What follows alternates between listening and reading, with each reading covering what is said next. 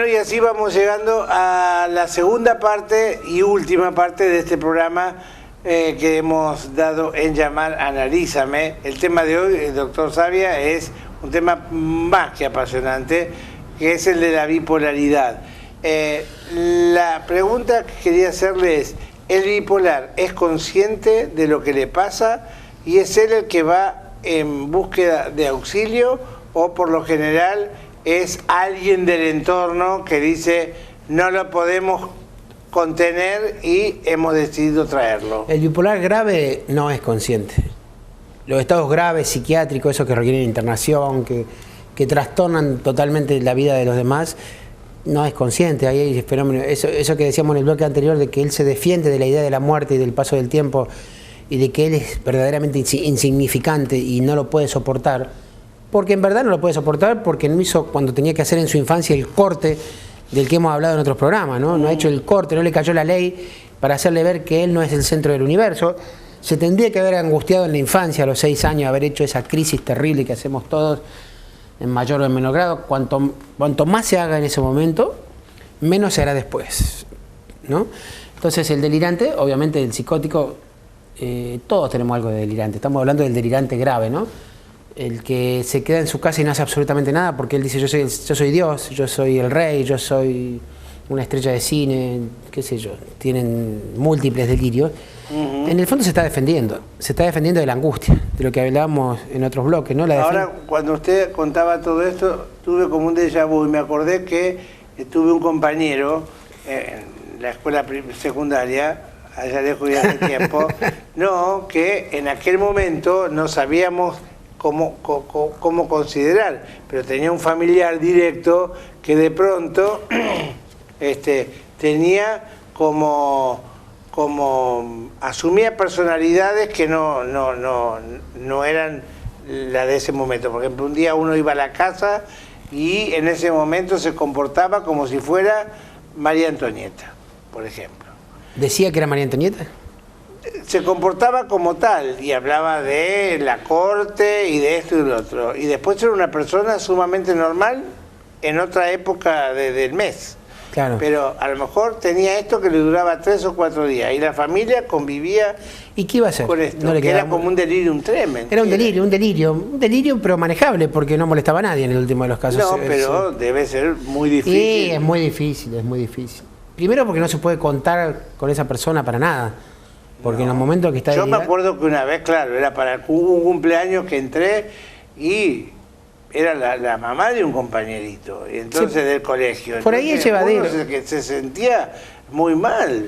Por ahí es llevadero, por ahí, pero es problemático porque si es madre o es padre o es quien fuera o es pareja, no cumple el rol. En ese sentido sí es problemático porque es un integrante de la familia que está ausente en el rol. En el momento que era María Antonieta, estaba ausente. Pero no eso después termina, intuyo yo, sí, en una patología mucho más grave, porque después supe con el paso de los años que no terminó en sus cabales, ¿no? Y el delirio no tratado, obviamente que avanza hacia un estado más delirante. Si la persona, dijimos que organiza el delirio inconscientemente para defenderse de la angustia de que se va a morir y de que no va a quedar nada de él, de defenderse de la angustia que le produce ser tan insignificante, es lógico que si eso no se trata de alguna manera con medicación, el psicoanálisis tiene resultados controvertidos con la psicosis. El psicoanálisis de Lacan, el psicoanalista lacaniano, el que más por ahí se anima a tratar los estados delirantes, pero más de una vez con una gran resignación de que vamos a poder amarrar un poco ese delirio, ponerle un poco más de atadura para que no se desamarre tanto. Y es bastante modesta la pretensión del psicoanálisis. Y decimos, bueno, nosotros nos conformamos con que la persona esté amarrada, que sea un barquito amarrado a la orilla. Estabilizar un poco el delirio, en el último de los casos acompañar al delirio, es preferible, porque cortárselo, y en los estados bipolares puede resultar en un estado muy agresivo de la persona contradecirle el delirio, decirle, no, vos no sos Dios, no, vos no sos Napoleón. Si él se cree Napoleón, siempre decimos lo mismo, síganle el tren. Ahora, no es recomendable contradecir el delirio. Para una persona que estuvo internada por la bipolaridad, el retorno a la vida normal y está apuntalada desde la medicina a través de medicamentos, psiquiatría, desde la psiquiatría y de la psicoterapia, psicoanálisis. Desde la psicoterapia o el psicoanálisis. ¿Y qué preparación tiene que tener el entorno para estar acorde con alguien que atraviesa una situación totalmente anómala? Depende mucho de quién sea el sujeto. Si el sujeto es el hijo, el entorno tiene muchísimo que ver en esto. Si nosotros partimos de la base de que en algunos estados bipolares... ya que habló del hijo, ¿se da con mayor frecuencia en gente joven que en gente de mayor edad? Se ve mucho en gente joven, se ve mucho en gente joven. ¿Sí? ¿Hay algún disparador que la desencadena hoy por hoy? No está clara. Desde el punto de vista de la psiquiatría y de la medicina no está clara. Desde el psicoanálisis uno dice, bueno, en cada caso hay un disparador diferente, pero en psicoanálisis así todo encontramos denominadores comunes en el delirio, en todos los estados delirantes. El más fácil de tratar es el estado paranoico, ¿no? El delirio persecutorio, son los más fáciles de acceder. El paranoico es el que más para el psicoanálisis puntualmente, porque es un estado que está muy próximo con la histeria. De la histérica, digo la histérica, pero bueno, hombres también, pasa muchas veces a la paranoia y vuelve a la histeria y va y viene con una facilidad. Pero en realidad todos los delirios responden a una misma estructura, a un corte que no se hizo en la infancia, un corte con la madre obviamente, o con la persona que asumir el rol de madre, una dificultad para asumir que el mundo lo está esperando al sujeto para que el sujeto vaya y conquiste el mundo, pero dejando a la madre en su casa, ¿no? Y conquista el mundo no quiere decir que se vaya de su casa, puede vivir en la casa de los padres, no tiene nada que ver esto, o sea, porque la persona se puede ir a China o a Japón diciendo voy a conquistar el mundo lejos de mis padres y seguir siendo una persona absolutamente influenciada por sus padres, prepotente, que se cree el centro del universo. O sea, hacer el corte con los padres no pasa por irse a la China, se puede hacer el corte con los padres viviendo en la misma casa de los padres, pero esa es un poco la base del estado delirante, la imposibilidad de haber hecho corte y la imposibilidad de seguir atado y ligado en esa relación enfermiza con la madre y seguir por eso defendiéndose para no enfrentar el mundo, defendiéndose con esto de que yo soy el rey, que soy el, no sé, los estados delirantes, usted se ha escuchado delirante, como esta mujer decía de María Antonieta, pero siempre son figuras célebres. Fíjense que el delirante nunca elige figuras modestas. El delirante... Claro, eso me hace acordar a todos aquellos que dicen que han tenido posibilidad de hacer vidas y siempre eran emperadores, de emperadores para abajo. Ninguno fue esclavo, no, todos fueron reyes, de Cleopatra para arriba y de Papa. El narcisismo ahí no tiene límite, uno fue Cleopatra, el otro fue Marco Antonio, nunca fue como dice usted un ciudadano de a pie. Nunca. Bueno, Changarín nadie. Claro, bueno, pero ahí está, no es delirio si la persona, sería histeria si la persona dice yo en la vida anterior fui Cleopatra. Si se lo cree sería un delirante, obviamente, ¿no? Porque no es casual que siempre eligen esos personajes famosos, ¿vio?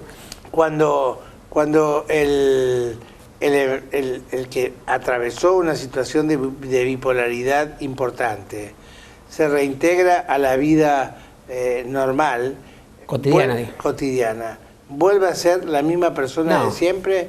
¿Hay algo que deschaba, que no está primero que el delirio no tiene solución? La persona va a seguir delirando siempre. Lo que puede llegar a pasar es que delire. Físicamente hay algo que denote que uno está conviviendo con un bipolar. ¿Hay alguna cosa que lo deschave? No, son patrones de la conducta de la persona que lo deschavan. Pero a veces el bipolar logra... A mí me llamó la atención de una persona logra guardarse las cosas. ¿Sí? Deliran para adentro, por decir así. Siguen pensando que son lo que decían que eran, pero no la mirada. Bueno, sí, la mirada sí. La mirada sí. Y la mirada es fundamental en la gente.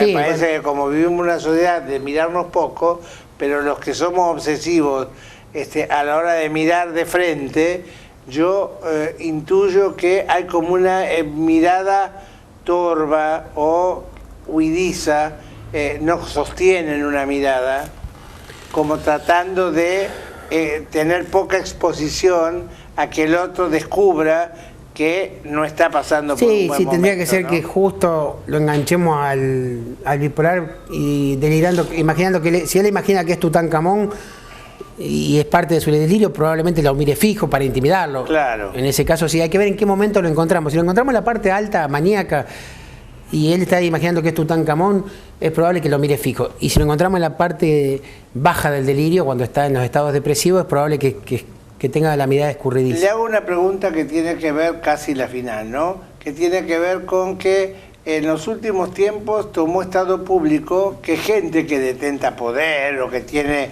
mucho predicamento o tiene un grado de exposición muy grande, han atravesado situaciones de bipolaridad, figuras famosas, emblemáticas, famosas y demás. Debe haber algo en común que los expone con mayor facilidad a ser víctimas de la bipolaridad. Y ¿no? si la persona era medio creída, en donde ya lo dijimos, que creérsela un poco es bueno porque es una manera de defenderse de la angustia de lo insignificante que somos.